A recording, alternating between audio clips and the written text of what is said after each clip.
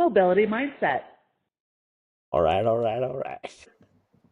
So this is part two, a continuation of our conversation yesterday. This is Trexel Robotics here with the mobility mindset. And yesterday, Manmeet and I both spilled our guts, and today it's Sarah's turn to go for it. So without further ado, Dude, right on. Hey, thanks for that intro, Mark. Spill my guts time. Everybody, those of you that have never met me, some of you have. I tend to just spill my guts a lot and just chat away. But I tend to not share my personal story. So this is going to be something that I don't normally do. So I'm going to share as much as I can without. Yeah, I think no one at Trexo even knows the full story. We'll start as my journey as a career in law enforcement. A law enforcement career of 20 years. Prior to that, military. I finished my career, unfortunately, on a medical retirement due to cancer. I have had the pleasure of cancer visiting me for the fourth time, recently for the fourth time. Whoa, whoa, okay, hold on. Let's back up a little bit. Let's back up. Hey, We hey. jumped too much. Let's talk about law enforcement. I guess you live in Ohio. Tell us a little bit about that. What got you into law enforcement and what was that career like? Sure. I didn't know you wanted to dive into, since everybody, those out there, I get lots of Q&A from my coworkers at Truxo. I almost want to hold like a flippin' Q&A coffee with ex-cop Sara because everyone wants to ask questions. It's absolutely hilarious. But anyways, so honest answer is truly this. Got out of high school, went immediately into the military, got out, decided to do reserves ultimately, came out, and it was kind of like a decision of, do I live on the streets? Do I not? I mean, there was just a lot going on in my life, and so it was kind of like, let's check this out. I really didn't know what the hell I wanted to do getting out of high school. I was not interested in going to college right off the bat. I didn't really have any direction at that time. So it was kind of like, I like a challenge. Military was pretty cool. So decided, well, let's try law enforcement. I've had no friends, no family, no nobody that was in law enforcement. It was like a cold turkey kind of thing, and went in it at I was barely 21 and went into the academy, and it's quite interesting. I think at the time when I applied for law enforcement, it was the height of basically everyone trying to get a career. I mean, there was, I think, 1,500 people that had tested to apply for my agency at the time. And ultimately, they went with like, gosh, I want to say like 20. So really, to really scale it down that much, from you go through a physical background, mental background, education background, testing, yada, yada, yada, to get to the end of it. And, you know, you go into this academy and I'm 20 and I'm with people that all just graduated from college. They all have degrees, they all have masters, they all have, a multitude of things, a plethora. And I'm just, yeah, don't have squat. But just, it was an interesting tenor, let me just say. Very, very, very difficult. But yeah. And I'm you were the first female motorcycle officer, or how would you say it? So yeah, for my agency, I work for a very large agency in California, and how that came about, I'll just tell because that's a pretty cool story. I don't give a shit, excuse my French, but I'm not. I kind of like the type of, I get along with everybody, men, women. It is a man's job per se, and that's who's there. So you hear tons of chitter chatter with the guys, and multitude of men were failing out of the classes in the academy for motor officer. And I had been writing myself personally, and just got kind of tired of hearing indirectly like, "Oh man, a woman could never do it." Do do do do do, and I'm just like, dude, they hit my button of challenge accepted, and just kind of did it as a challenge. I didn't have any aspirations to do it directly, but when I'm given a challenge in my personal, I just drive hard. And I did that. I ended up actually crashing in class. Second day, I crashed at 40 miles an hour. It's pretty gnarly. Yikes. went over the handlebars, hide sided at a 40. It's called a 40-mile-an-hour decel. And my bike high sided, and I got launched over the handlebars and slid down the tarmac. Anyways, I came back from that the next day, and the instructors about I got a standing ovation in class, and they just were like, "There's no, no one ever comes back. Like even the littlest little bumps, they don't come back. Like we're just a anyway." So it was really cool. So this was in California. You're the first motor officer in LA. How long were you there for, and what made you leave? So I was the first female motor officer for the agency, and still, actually, to this day, there's not been a successor. So yeah, shockingly enough. In LA? No, Ventura County. So I see. Ventura County is right above LA. I left because the C word came and hit me. And I couldn't return. Just kind of, I ended up, again, got it, didn't, it was supposed to be in and out real quick, no big deal, and ended up running into some complications. Ended up getting an infection in the operating room. I almost got rushed to the ICU in the middle of the night.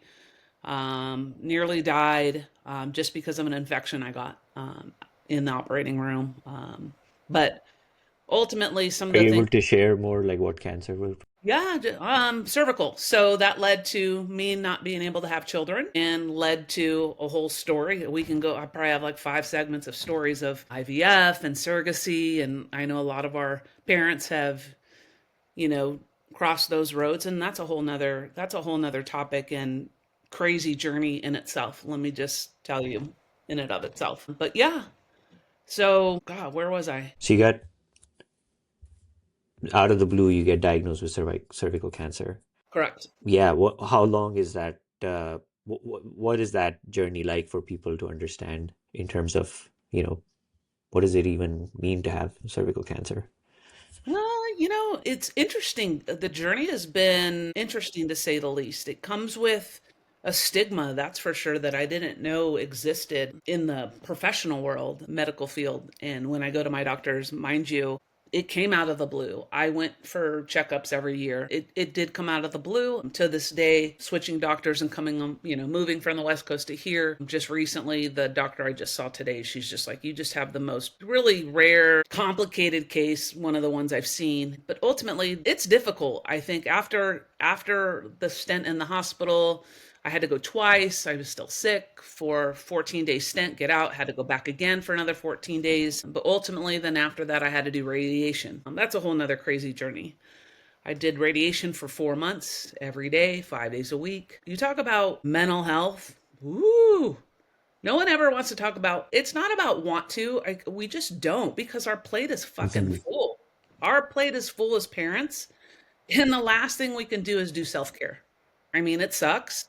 And I have these conversations, kind of segueing off a little bit, but I have these conversations with my son's doctors and anybody that wants to chit chat.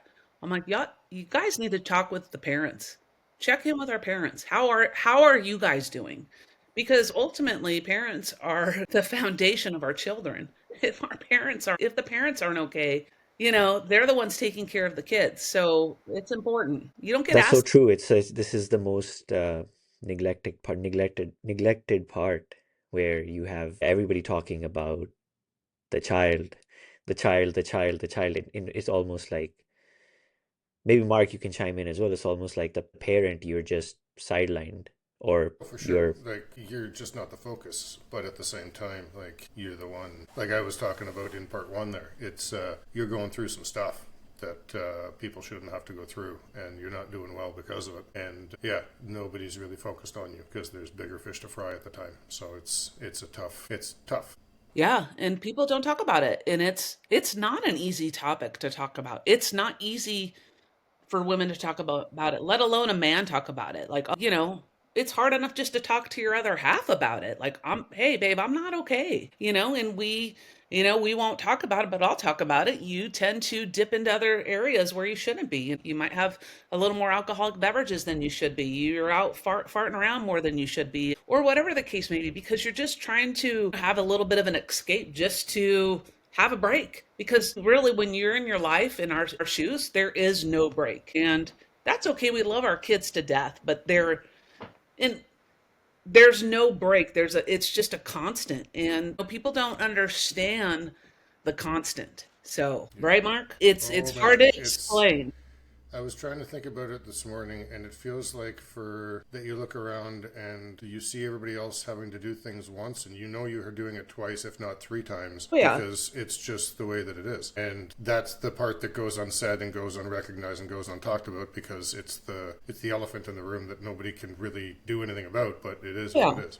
Yeah, people and like for me, crying, I'm okay with crying. It doesn't bother me to cry in front of someone, and I'm not looking for someone to feel sorry for me, because what it is it's just true. It's easy to let that out, because when you hold it in, you just let it build and build and build, and people don't know how to handle that. And it's important to recognize, hey, I'm not okay right now. And you know what I tell people all the time, and I even tell customers, I'll spend time on, it's okay to not be okay. But you also got to remember, you do got to give yourself time to just breathe, cry, whatever the case may be. But then you do have to stop and go, okay, it's time to, I always say, get your big girl chonies on, and let's get back Yeah, at yeah, it. that you got to use it as motivation to like get stubborn and all those things. But because Yeah. if you don't, then it'll take you out. I used to call it, yeah, the dragon. Like it's there. It wants to get you, but like you just have to tell it to You go. just tell it to Yeah. simmer down. I get asked Oh, coming from a big congested area, especially doing what I've done for work wise and solving everyone's problems constantly and back to back just incidences and craziness and whatever the case may be. And then here I am in suburbia, Ohio. I don't see any neighbors. It's a 180 for me, but yet still having the impact that I continuously do within work, within the folks that come in my home to see my son, meeting some of the professionals, medical, whatever. It's amazing, and I don't necessarily recognize it.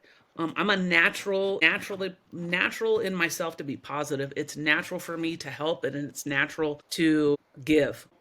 It's amazing what people remember of me, in the sense of just I'll just stop and help, and it's just, I don't know, it's still, people need help, and a lot of people want to help but don't necessarily know how to help, and that's a big thing too. Yeah. And so what year was this when you were diagnosed with cervical cancer? 2012.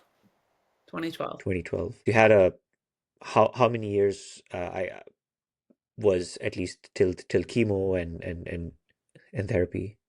So I ultimately was out of work for, like, I think I was like 8 months, because ultimately, through radiation and everything, they ended up destroying and taking out. The way that it spread, it was really kind of complicated, in a sense. They found it early, but yet the way that it was spreading, they like to be proactive. And so they removed all my lower extremity lymph nodes.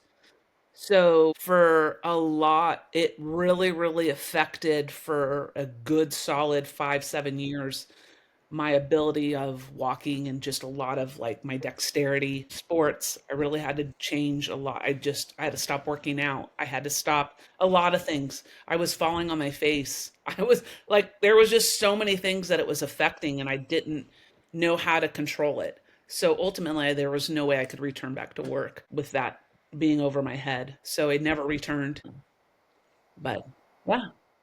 And how when did I guess having a child come into the picture? Oh my gosh. You don't literally, okay, look, I know we don't have you're gonna have to segment the heck out of this, or make phase two, three, four. This story, I have to tell this story because it's a trip. So look, this is the weirdest. So when I got diagnosed with cancer, wasn't married, I have very, very strict. I was very like, I'm waiting, I don't, it's very easy to have children with anybody. That was always my thing. It's important to be with who I'm going to be with, married, yada, yada, yada. I'm not married, not having kids until I get there. Well, when this came into play, literally, and this is, I got to throw this funny out before I tell the story, because so I always laugh. I go in, and so I'm switching insurances with work. And so I'm in the midst of getting testing for the cancer and I'm like almost done. Well, then we switch. So I have to find a new doctor to basically tell me I have flipping cancer. It's just the craziest story. So I find anybody and everyone and anybody who can get me in first. Get in. And they call me. I'm like, I literally laugh. I'm like, they charge me a copay to find out I have cancer. I'm like, you're going to charge me a fucking copay to tell me bad news. How fantastic. Here's your $40. I slam it on the counter. I walk in the back to get the bad news. And I, to this day, is like a running joke in my family and friends. Just, hey, how's that copay going for cancer? It's just the stupidest thing, you know. You would think just kind of some things you just don't like. Hey, it's on us. You know? Well, I think American healthcare system would be a full podcast series on its own. Forget an episode. Right, right. And everyone should understand, those that are watching this podcast, I am the only American at Trexo for the most part. So the banter is always fun. Anyways, so once I was told that, I was immediately told we need to have surgery immediately. And I was like, can I like give me a hot minute? And then they're like, by the way, do you want to have kids? Because if you want to have kids, you need to decide right now because you need to figure that out because you need to go basically get your eggs extracted and go through that whole process or else we're going to destroy everything. You won't even have that option. So having like, I don't know how many topics on my plate to handle all at once and figure that out all by myself. I wasn't close. I don't have my mom's not my picture. My dad's not my picture. I don't have any siblings, you know, I don't know them. So it's really just, I've always been, you know, just my small knit group of friends and just lots of decisions to make, you know, and lots of very quick time. And then you have to find the money. I don't, any of you know about IVF and have to figure all that shit out? Oh my, ooh, no. It's a series. I had to do shots. I mean, I can go again another segment on that. It just, I'm grieving, I'm freaking out. And then I have to go through this whole process. And I was kind of like, if I'm not meant to have kids, I'm not meant to have kids. Let's just let it ride. And then I said, okay, let me sit down, settle down. And this is how I decided. All right, I'm going to call 10 of my guy friends. 10 guy friends. All right, I'm doing my Sara poll. If we're to date and you think we're going to move on or whatever, I don't know. What am I supposed to figure out? And you think maybe I might be the one, whatever the case may be.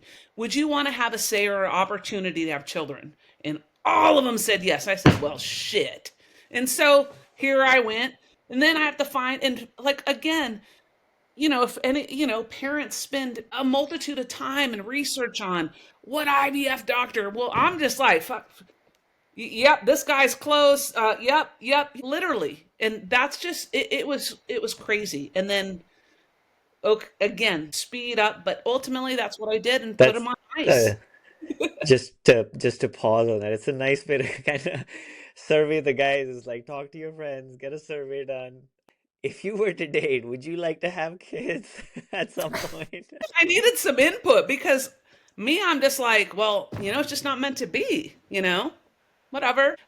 But since we have science and all that great stuff, you know, if should I do this and, you know, do a retrieval and it's a one shot Wait, thing. so just so I understand, Sure. and for my lack of knowledge, at that point you're just freezing your eggs. Correct. Okay. So you're just finding a bank and you're freezing your eggs for And use later. they're very big on so learning as a crash course on the whole journey on that part. They're very they were very big on like you should make so when they extract it's just an egg. When you create it with the man, it becomes an embryo. So ultimately they were very like, hey, it's better off for your egg if you create an embryo. We have a big catalog you can pick. I'm like, I'm sorry, I'm not fucking picking number 120 and playing with my fucking egg and having a daddy-o named 120. Like, are you shitting me? Like, no, if it's not gonna work out, it won't work out. That's fine. That's fine. Let's I shit. see. It is that shit is creepy. Well, what did the catalog look like? Did you get to pick height Yeah, and all what does that? the All the catalog look traits? like? Yes. Is there Yes like and is there yes. pictures? If you can get to that, like you go like it's like fucking dating on that. Let me get to the next section. Woo, so to the it's a creepyish. Oh. Anyways, That is wild. yeah.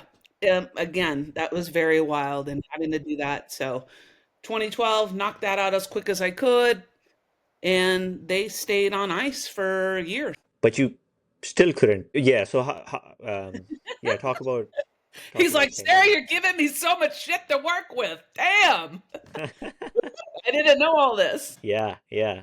I'll just let you continue wherever you want to take it. No, ask. We've got Jasmine and Jen in the back. They can cut, snip, whoop, whoop, you know? So, when did you get married? 2018. And So the how was that decision to have kids? oh, funny you ask. So when we met, we originally were just kind of like, I had mentioned, I told him everything and explained, and it just kind of was like, it seemed like, okay, I'm cool with no kids, whatever. And it was like, okay, it was kind of like, I figured we're good. Never really broached the conversation again. And okay, solid.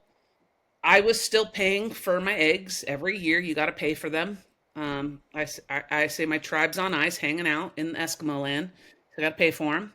So um, I'm serious. You know, gotta always make a joke about it. The tribe's kicking it. The tribe, Tribe's kicking it in the cold tribe's weather, in ice age right now, like, hanging out, chilling. But waiting for the prince to show up. Wake Cinderella up, or wake the princess up from the deep sleep. they're just waiting, they're just waiting to come out. Hey, hey. Oh my gosh. So ultimately, I paid the last bill, and in writing, I wrote, this will be my last bill. I'd like to discontinue services. Signed it, sent it away. Why is that? Just thought that that was what we were, we're not doing this, we're just not going to do this. So I was like, okay, it's done. So a year goes by and I get a bill again. And I'm like, okay, is this a sign? Wait a minute.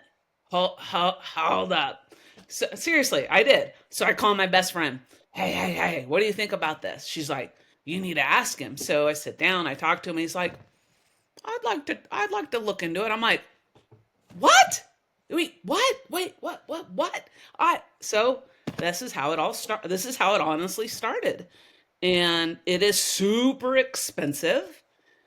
And we started getting the information, and let me stop right there because something most important and I don't want to get teary eyed, but probably the biggest coolest thing in anybody to experience somebody that has somebody in their life to just have somebody that wants to just give something to you. My best friend, when I was sick, always said, I will carry your children for you if you want kids. And I never knew if I wanted kids, and it was always there. And then when that conversation came by, I'm just, she's my go to person, and I call her and What's her she's like, name? Christina, and that's how my one of my sons was called. Christian was named after her. And so I told her, again, I never ask anybody for anything, never. I will just figure it out on my own. I won't ask anybody. And so when I asked her this question, she's just like, I told you then and I tell you now, I will carry your kids. You want kids, let's do this. And we're older, and so we didn't even think of the ramifications. We just threw caution to the wind and just went with it. And the process started, and she was in California. We're here in Ohio, trying to figure out how to get the money. I'm still trying to figure out things with, anyways, that's a whole nother long story with with funding. And out of the blue, like I've had probably the worst luck ever in life, but I do have the uncanny good luck with finances.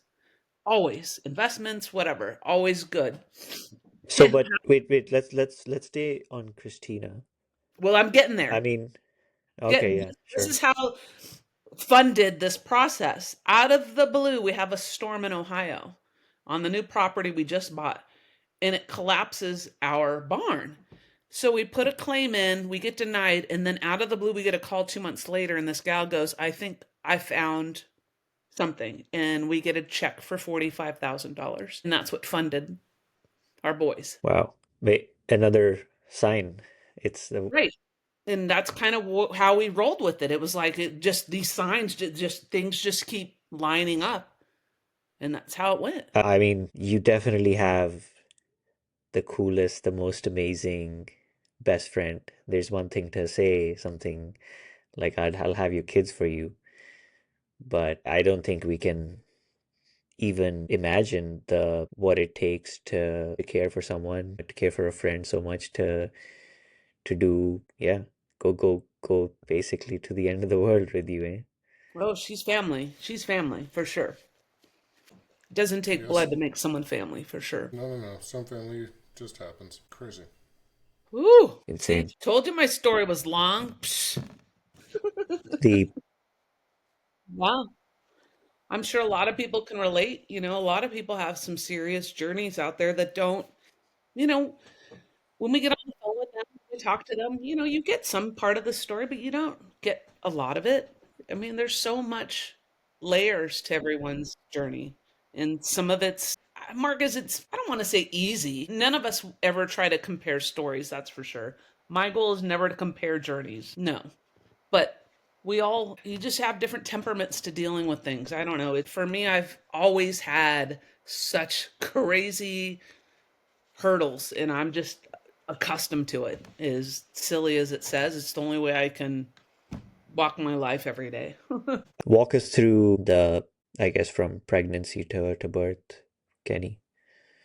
Yeah, so while we're doing the surrogacy, in a nutshell, you have to get attorneys for both parties. It doesn't matter that they're friends or family, you still do it. You have to do all this legal stuff, and we were in the midst of doing that. So we're able to start the process. We finished up the majority of it. We used the same clinic that I utilized when I was out in California to do the transfer. I was FaceTiming with her while the transfer occurred. It is the most uncanny, weirdest thing I've ever experienced. The doc's In like, what way? uh, the doc before he's like, so like, there's no doubt she'll be pregnant, guaranteed. Don't even worry about that. Before we start, I'm like, this, like as if like I'm just gonna pour you a glass of water. Like we're good. Don't worry about it. It was so flippin' weird. We go in, she goes in, very basic, mind you, prior to that, they have to prep her body, that takes time, shots, they do all this estrogen, same thing that they did for me for retrieval. So she goes in, she's laying there, they allow her to film because I wasn't there physically, and she's filming toward the docks right there. There's a screen right here, literally up. They're like, okay, watch on the screen, and he literally does a countdown, 5, 4, and literally you see like a UFO plop on the screen. There it is. Congratulations. That's what he does. We're like, that's it. She's like, that's it. I go, did it hurt? She's like, I didn't even know he was in there. Like, what in the hell? And we decided on twins. We did 2 transfers. She goes, this oven is only going to be open once. Put 2 in there. Neither of us had any experience with twins. She says she's never had any trouble with pregnancy. She goes, I absolutely hate being pregnant, but How many kids did she have at the she time? has 2 of her own, and then she's adopted as well. Wow. I need Yeah. to. Yeah, so she's Wow. a literal saint. Okay. Yeah. She'd be cool to come on just to tell her story because she's Yeah. pretty amazing. And then she fostered quite a few years too. Um, yeah. And she moved to Ohio because of me. She's here. What do you mean? Nice. She moved here from California. Just to be with you? Wow. Kind That's of cool now. Yeah. didn't Anyway, know people like that existed. yeah. Yeah. So we did the transfer. Pregnancy, like literally, she goes, I don't even feel pregnant. And we get to week 20, she goes for a scan, and that's where things started. The doc's like, things basically, there's some things going on. They call it funneling. So ultimately, she started had to going on bed rest, and then it got more serious, and speed up to where she calls me. It was the tail end of week 23, and they tell her they're going to admit her to the hospital for full bed rest.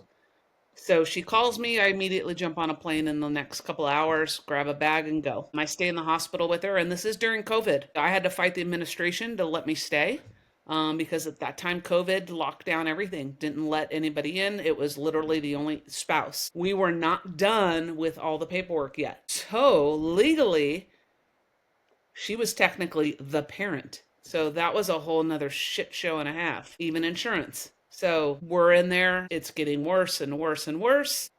Basically, during the week of week 24, we're getting the typical doctor, well. So, you get the nurses, hey, close the door. They'd come in and hang out because we always BS in there. And all right, tell us the straight truth. Worst case, best case. They're like, worst case tonight, best case end of the week. They were exactly right. We lasted midnight. We were like, you guys need to get to week 25. And let me back up 2 seconds to one of the shittiest conversations to have, and they kept bugging her, is the NICU doctors kept coming to her. They do not, it was the week of week 23, they do not, will not revive.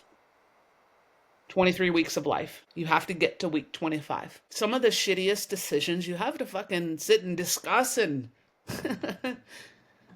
she's like, I'm not she kept like trying to tell the guy, like, I'm not the parent. I'm the surrogate. Like, she's not here. And he's like, we need decisions now. You could this could be like, and she's like, you've got to wait. Like, she's flying in, like, relax. And it was just so crazy. And day 1 of 25, she makes it to midnight. Her and I'm in the white jumpsuit, and it's just her and I. We're in the room. We high five at midnight. We're getting ready for her to deliver, and she starts bleeding out. And they go for an emergency C-section immediately, and the babies are born within 5 minutes. And they're both born, Kenneth and Christian were born 1 pound and 10 ounces. They weren't breathing. I didn't know that right off the bat. I don't think I knew that till later. But I remember, my other half's not there. I'm in California by myself. My friends and family from California that still live there, no one could come in. Christina couldn't have anybody. We were just alone in the hospital. And they take me. I couldn't go in the OR with her. So then when they finish, they send her to recovery. They take me in the NICU. And, I have seen some traumatic things through work. But when it's personal, I'm a shit show. I walk in and there's probably, I had to see like 20 medical personnel in there working on both my sons. It's probably just the worst thing to ever experience and not know what to do. What's going to happen, what to do, nothing. And you're just there alone, standing there. So it's a whirlwind, to say the least. So I didn't lose my shit there. I was like, well, I'm just going to go back to recovery with Christina. I think I can, let me sit down, and because I could tell then, now I'm like, I'm CPR is going on, and I'm like, okay, I got to get out of here, So it was tough. So yeah, don't wish that on anybody. No one talks about that part when you go through that journey and the unexpected. You can't be prepared. I've prepped myself for some major stuff. I've been involved in some major things, and I don't think anything that I've endured in my entire life could have prepared me for that day at all. Yeah, well, I can't even picture what that whole time frame felt like for you. Yeah, May. I slightly can, even though it's not the same, but I've been in that room where you get in that doctor's room, there's a smell and there's a feel and yep, I've been there, and it's a place people shouldn't have to go. Yeah, may no one have to ever experience that, but you did. Yeah. Yeah, we can take a break if you want. I'm good. You guys need a break? First episode, everybody bawling. My goodness. This is crazy. Yeah, it is a little crazy. I think it's easier to not share, in general. It's just because it's a hard to transition because people like you don't know what to say, and it's not meant in a bad way. And I know, but it's just a hard convo to just discuss, and it's not easy to watch pain for someone else, and to empathize into because Hundred percent. when you have your own kids and when you have little one like it's you're like you see and I'll tell you this you secretly go, God, I'll never want to you don't want to go through that, and I'll be first to admit I've been on the other side, like I'm glad I never had to go through that, and I'll say that out loud. I've done that before, and man, here I am living some of those aha moments of me getting to live some of those I never thought I would live. I'm so sorry to hear your whole experience, loss of Christian. It's obviously can't imagine how difficult it would have been for you, for your family. But thank you for sharing this deeply, deeply personal experience. It takes so much courage to talk about something so deeply personal and invoking emotions and pain. But I think your story will resonate with so many people. That's why I'm sharing. I think it's important to share it because it helps someone else, because to let other people know. I get in one of the reasons I will drive me to share, especially right now, is I'll get a lot of people ask, like, man, how do you can handle everything. Well, no, I can't always handle everything. And I want people to know I do cry. I do get upset. My plate has been full plenty of times. And it's okay to not be okay, as I've always said. But I do want to share this because I don't think unfortunately, the story gets worse. Christian didn't die then.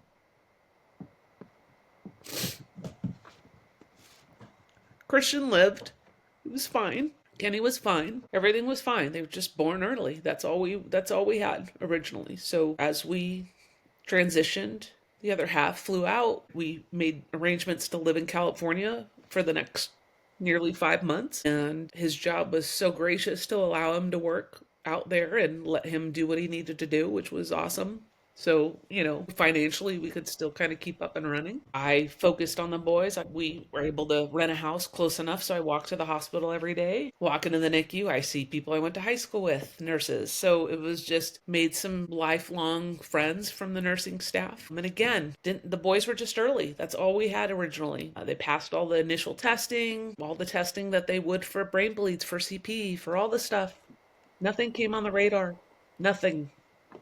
We had no idea. Towards, so, let's say 40 days, Christian needed a surgery. He had just a little blockage in his intestines. Both the boys were doing good and were getting ready to come off full breathing support, which was really fantastic. With Christian, they prepped us. They said, what's going to happen is because he's little, and so with the lungs and the heart and this type of surgery, he's going to gain and retain a lot of water, and he's going to just blow up quite a bit. And then come a couple days, we'll cress, and then it'll start, it'll start peeling off, and we're good. We were there. So in the NICU, when they're little, they like to move them. They like to turn them on a regular basis. So, like older folk, so they're getting movement in their body. And so they were doing that with Christian when he was after a surgery. This isn't a blame conversation because they're doing what they think is best. But they decided, they're doing the turns. Well, the fluid is fluid can be very heavy. And for just a little heart, it was just resting on his heart and lungs. And one of the turns really put too much pressure on the lungs. And we got a call in the middle of the night to come down. And they told us ahead of time, if you ever get calls, so we got the call to come down. He was on 100% support, and we knew. And they sat us down, and this is the most, excuse my French, fucked up thing I've ever, ever, ever experienced. We had to decide the fate of our son. So, we're there from all night to all day. I have no idea. We're just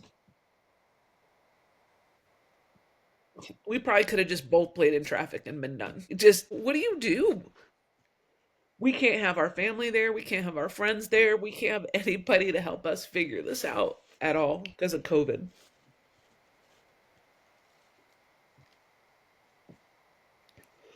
They basically posed to us that it's not if, it's when. It just, it's too much. And they thought he would pass. And they're like, well, in the middle of the night, they thought he would pass. And they thought it was important that we would be there if he did. He did not. We got during the day, and they basically said, if he does make it, if you decide to keep going and he makes it, it's, who knows basically what his life will be, how much suffering he'll have. So we made that decision. We didn't want him to suffer. They took him off, and we held him as he passed.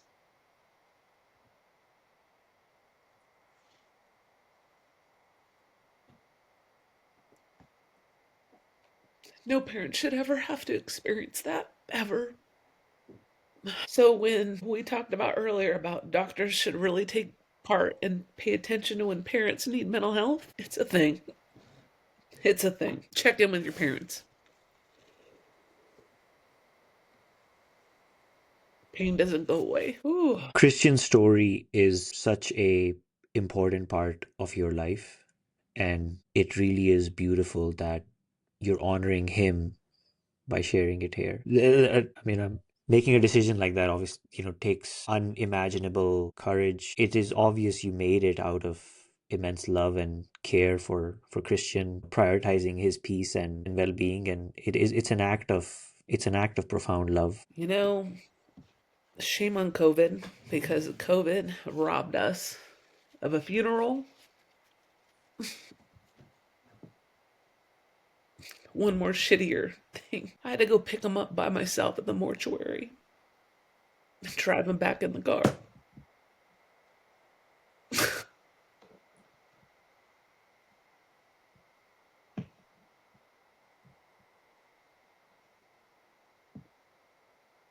Because my husband couldn't do it.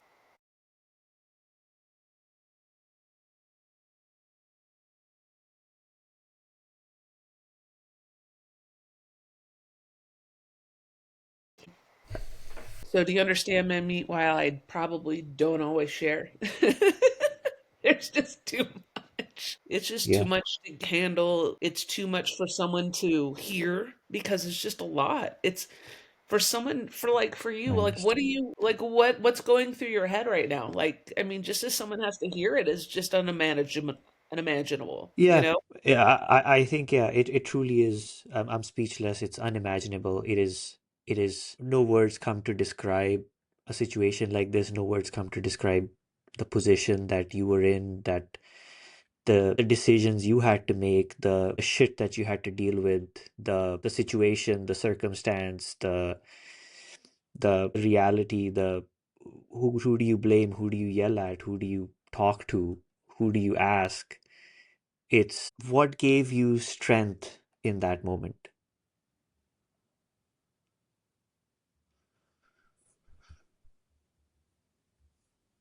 I think I just had to step up to the plate and because the other half was just a shit show and couldn't do it. And I have been through enough to step up to the plate, and he hasn't had to endure any of the crazy stuff that I've endured most of my life at all.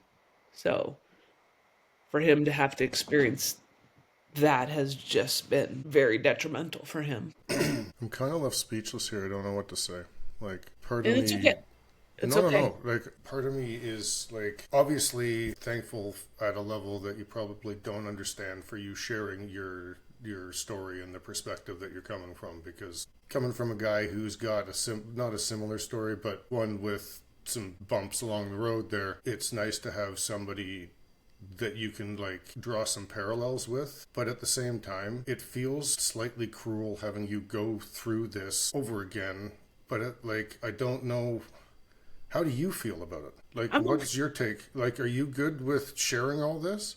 Oh yeah, if I wasn't good to share with it, I wouldn't. I have the right to say no. So, and I'm Yeah, good at saying no. me too. But I don't know. It's hard to watch somebody go through I it know. again. I think What made It's you decide to share it? I think it's very, very important to just A, be vulnerable. B, it's okay to be vulnerable, but more importantly for those, especially I've learned so much as my role as one of the biggest being going back to my career in law enforcement is I saw a lot of so much domestic violence, so much different things, child abuse, a multitude of things, and saw where I wanted to be what was important to me. And it was being able to speak up for those that can't.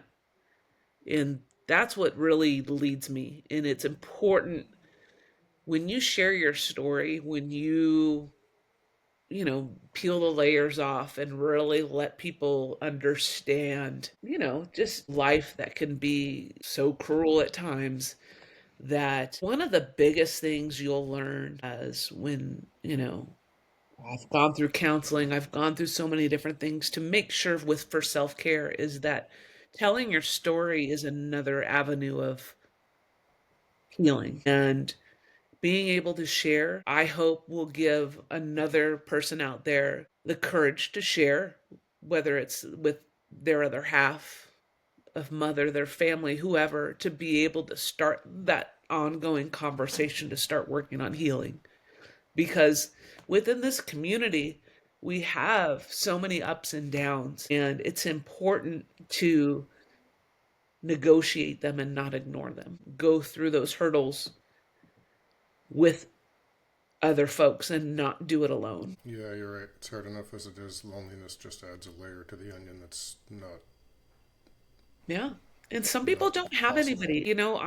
I remember having a conversation with Mammy one day about, just talking to, one of our customers and just, it's just when I hear someone in need, you got to listen. And sometimes sometimes if this community is very small, sometimes parents, the only people they get to speak to is The doctors, pair. nurses, providers, people that are just trying to advocate for their kids because they don't have any other time to do anything else.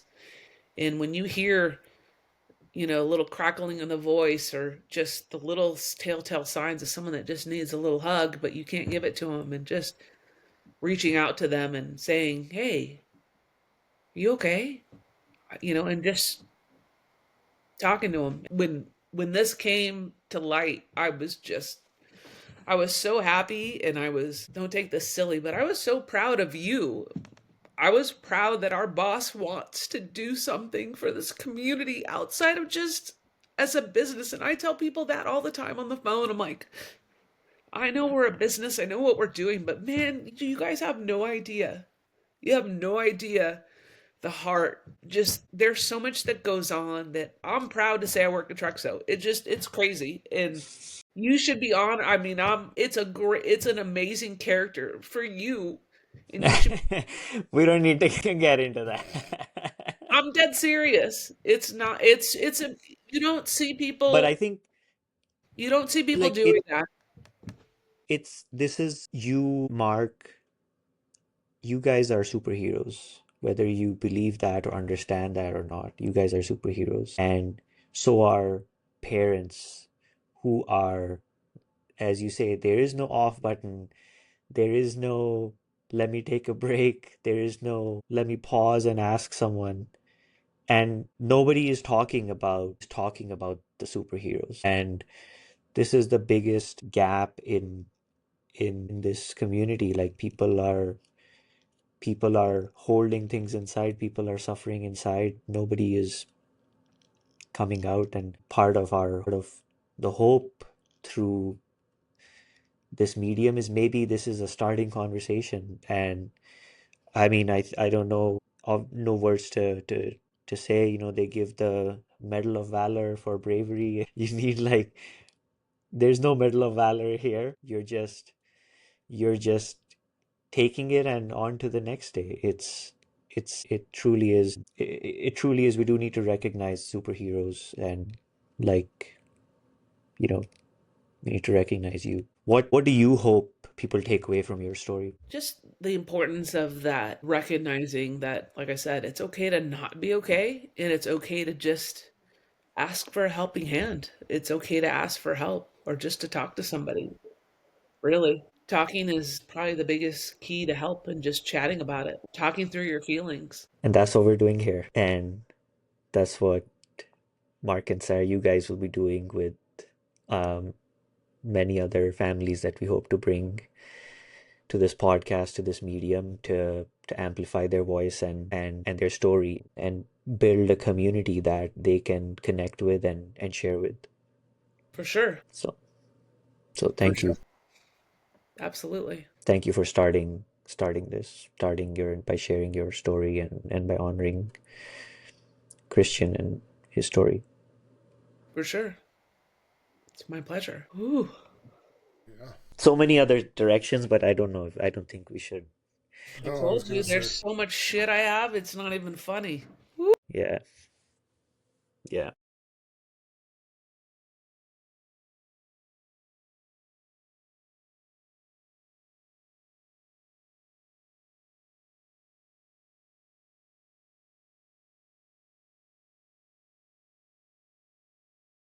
So I'm going to take over for a little bit because Sarah is taking a little breath after, as we so eloquently put, spilling her guts. Anyway, we want to give that same opportunity to other families that have been through the ringer, so to speak. What we're going to do is we're going to put up a link that you can use to let us know that you would want to be a guest on here, and you can have a chat with Sarah and I, and you can have a forum where you can do the same as we have had the opportunity to do.